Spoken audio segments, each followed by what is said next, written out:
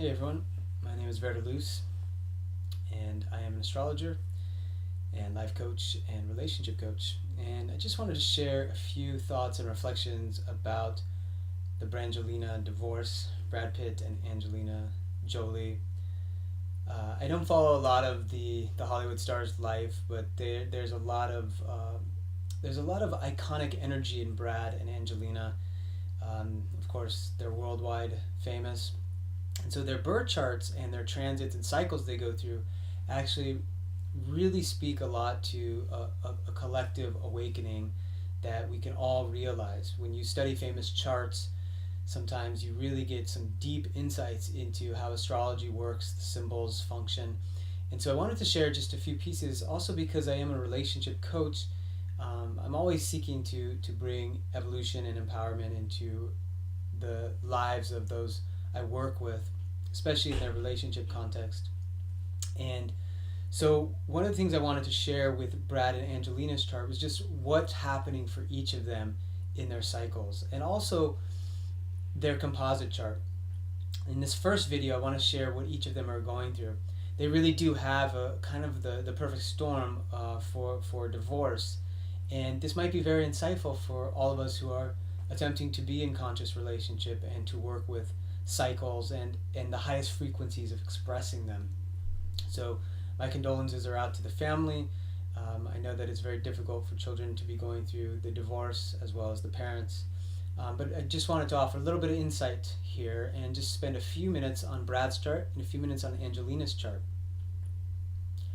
So here you see Brad Pitt's chart, and the birth date is December 18th, 1963, 6:31 a.m. in Shawnee, Oklahoma. And the first thing I want to speak to is not really so much all of the birth configurations, but actually some of the key transits. See, for both Brad and Angelina, almost all of the outer planets, these transpersonal forces that really affect our, they're forces that are beyond our personal capacity to really understand in a lot of ways. They're very deep, they're very transformational forces, these outer planets, including Uranus, Neptune, and Pluto. All of them have been very, very strong in both Brad and Angelina's lives in the last few years, and really in sort of a peak moment right now. Even the planet Saturn is very, very strong. I want to start with Saturn because Saturn always brings up the relationship that we have to authority figures and to the law. And currently Saturn is transiting exactly on Brad's ascendant. Let's look at his progressed and transit chart. Now this shows you some about the cycles that Brad is going through, the evolutionary initiation cycles. The transits are the outer wheel you see here, and the inner wheel is what we call the progressions. Here's the planet Saturn, and Saturn is actually transiting exactly on Brad's ascendant and has been all year. This brings a lot of heaviness into one's life. There's a sense that the outer world is really watching us with this transit. Saturn is a planet that represents accountability, responsibility, and integrity. And when it comes to the ascendant is the point of our outer mask, our outer personality, the energy we emanate out to the world. So Saturn is coming in and really making Brad stand up in his integrity. He's even recently been quoted as saying that he wanted to take a voluntary drug test because a number of the issues for this divorce involved the health of the family, quote unquote, from Angelina Jolie. There was also an incident of violence that might have taken place, some physical violence on a flight between Brad and one of his sons. And so I'm not here to share, whether these are true or not, but there is some of these stories that are circulating. There is some astrological support or evidence for this kind of thing. So again, the integrity piece, Brad is really being seen and watched right now, and this idea of having regular drug tests, really being held accountable by the law, is very much the energy of Saturn crossing his ascendant. Saturn representing the law, the authorities, any of the legal affairs. And now a lot of Brad's life will be in this legal arena, as well as Angelina's. And so we have this strong presence of Saturn coming through Brad's life and into his first house of how he's appearing. This is also going to put the magnifying glass onto all of his actions. Secondly, we have something called the progressed moon. Progressed moon is the evolving nature of our emotional needs, the mood of our soul. And the progressed moon is really showing us where our emotional body is at this time. Now, for Brad, literally right around this September 20th, right around when this news came out about the divorce, the progressed moon, which takes 2.5 years in a sign and a house in astrology, this progressed moon just moved into the sign of Capricorn. And what's interesting is that first, Brad has a lot of Capricorn, so this is going to be really engaging a lot of his chart. It just completed looking at his sun, which was in the last degrees of Sagittarius. So again, more of his image is coming through. And the progressed moon is in his first house, which is also about our outer appearance and image. Now, the progressed moon moving into Capricorn is emphasizing what we just said about Saturn. The needs to be at integrity, to be held accountable, a feeling at times like the weight of the world is on our shoulders, high levels of pressure, and there is a real strong seriousness to this progressed moon in Capricorn, and a need to really mature ourselves. Now, one of the biggest transits to look at is with two planets, Pluto and Uranus. Pluto is actually one of the biggest players here for Brad in his life. Very intense cycle Brad is going through. Brad has 5 significant points of his chart, 4 personality planets, Mars, Mercury, Moon, and Venus, all in Capricorn. Now, Pluto has been in Capricorn since about 2009, 2010, really strong, and will continue to be in Capricorn until about 2024. Now, Pluto, that means that Brad is going through a pretty long Pluto journey in his life.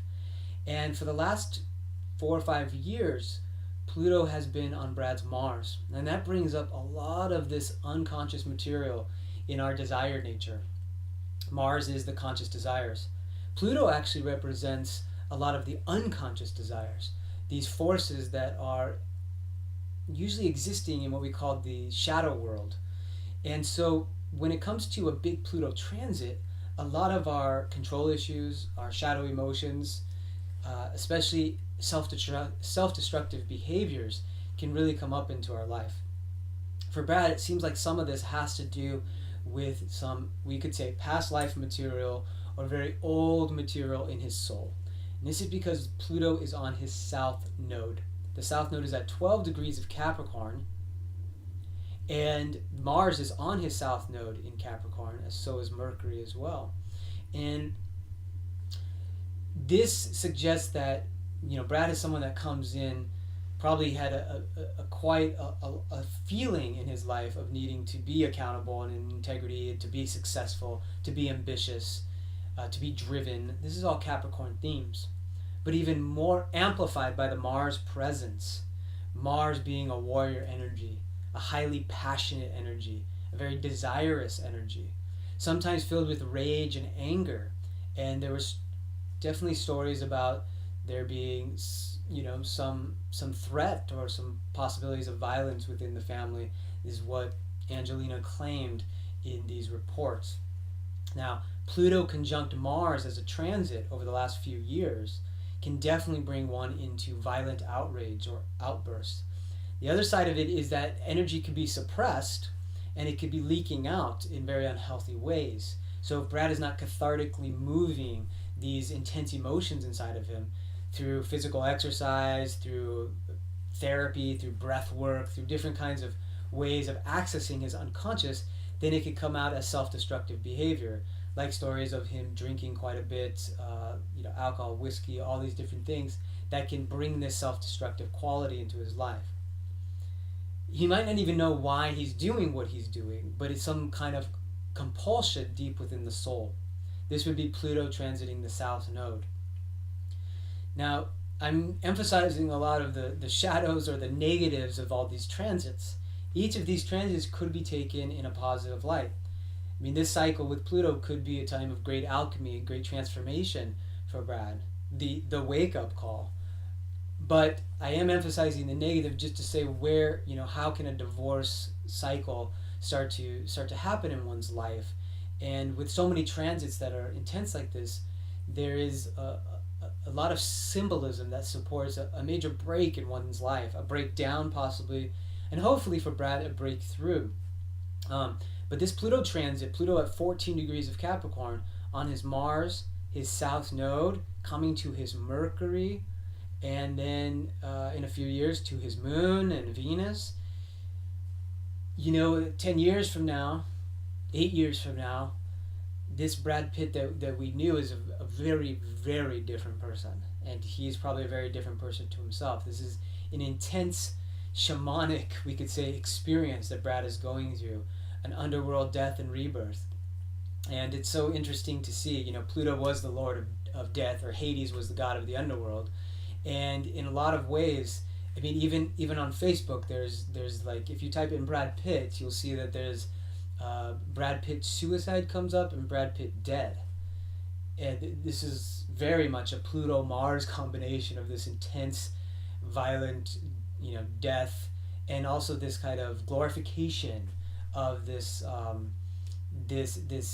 negative experience in one's life, or very challenging, deep transformational experience, and the me is part of this. And so this is part of this Pluto on his Mars and south node and Mercury, where there's probably going to be a lot of slander, a lot of lies. And it's true that it could get very ugly when you have a long-term Pluto transit like this. There can be a lot of dark material that comes up that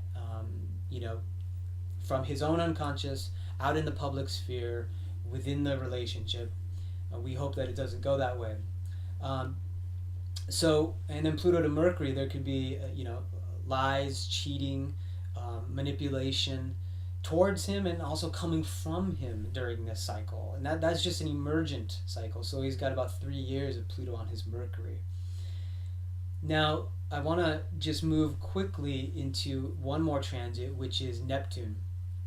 And Pluto on Brad's Mercury. Mercury does rule his area of partnership, which is the 7th house, ruled by Gemini in his chart. So he's having a kind of a death experience with the area of relationship. This is definitely a possible divorce transit when the ruler of the area of partnership is getting hit by Pluto. There needs to be a deep cycle of death and rebirth, a resurrection, usually in our relationship world with this. It can be an empowerment in our relationships as well, but it can also be a time of a very deep, intense catharsis and shift in our life. Lastly, you'll see that Neptune here is exactly on Brad's Chiron. And Neptune also moves very slowly, about a 3-year transit when Neptune transits a planet. And so Neptune is on his Chiron. Now, Chiron is what we call the wounded healer in astrology. And it can bring mentorship and guidance, but the wounded healer also knows how to wound and really shows us where wounds exist. And with Chiron and Pisces, there can be a wound around escapism, addiction, intoxication, alcoholism, any of those ways that we try to get outside of ourselves, or not dealing with our kind of 3D reality in some way, or our responsibilities. Neptune coming to Chiron can emphasize the desire to check out in some way, or to move into some addictive patterns. This is the shadow of Neptune, where we just want to dissolve our boundaries, which can be a beautiful and spiritual experience. But on the other hand, it can be experienced where we get a bit like out of control, and we just like lose our center. We don't have any groundedness. We lose our ability to be responsible, and we use drugs or alcohol or even sex to escape in some way. And so that is what's bringing, apparently with these stories, that's what's bringing some of the woundedness into Brad's life at this time.